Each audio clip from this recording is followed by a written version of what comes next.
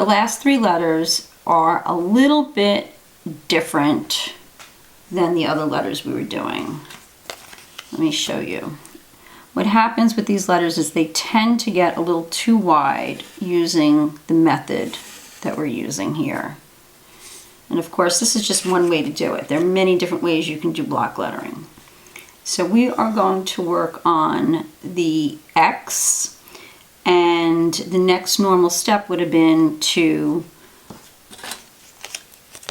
stay inside this image area here from the inside red guidelines, and to do my skeleton. But what happens here is that if I go around this, I get really way too wide if I do 1/4 of an inch. So I need to change the angle of this. So what you're going to do instead is you're going to start the skeleton line. You're going to start from the top of the horizontal line to the very bottom guide horizontal line. And you're going to start it about 1/4 of an inch to the inside of the rectangle.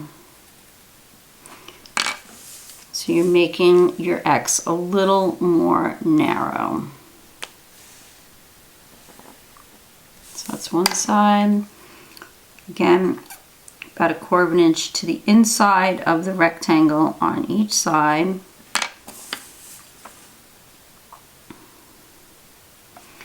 And make your skeleton. So there's your skeleton for your X. Then you're going to go around that about 1/4 of an inch. So that'll start here at this point, and I'll make sure that it's parallel, drawing that line. And go to the other side, and you'll see that it's about where the original rectangle is. This letter will stay inside that size. So again, I'm going to put it on the corner, make this parallel, this corner,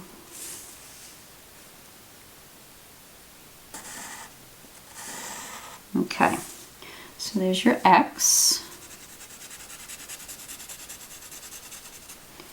The Y is also, can get a little too wide. If you draw a Y like this is one way to do it, and then another way to do it is this way, where it's like a little mini V with a vertical line. We're going to do this one.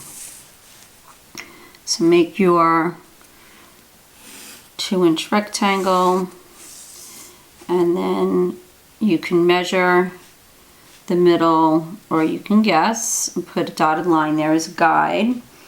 And just like we did here, we are going to start our top lines 1/4 of an inch inside of the rectangle at the top line, the top guide line. And then I need to decide where I'm stopping the Y.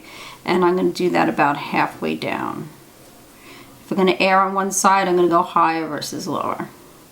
But right there, so that's the middle.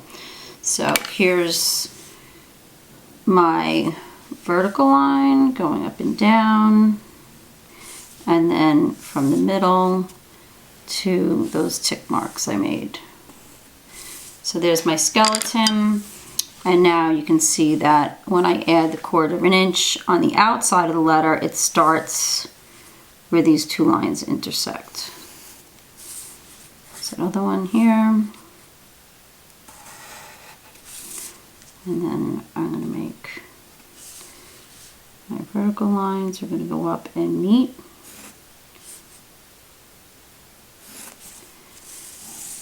And then 1/4 of an inch here, 1/4 of an inch there.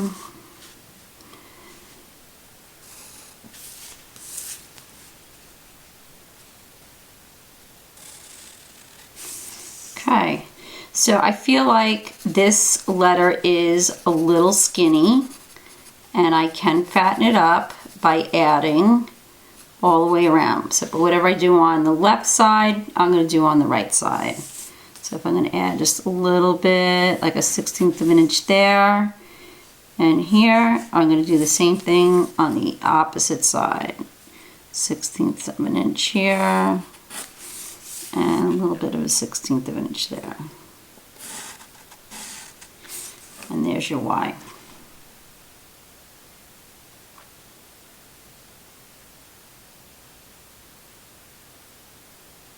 I'm going to do one more letter. I'm going to do the Z, because I know we do have someone in our class that needs a Z, so I will do that. I did show you the N, but you're going to see that if I took the N and I rotate it, it is much wider than all the other letters. So let's show you how to do that correctly. And I'll be right back with that. I'm going to set up my lines and get started on that for you.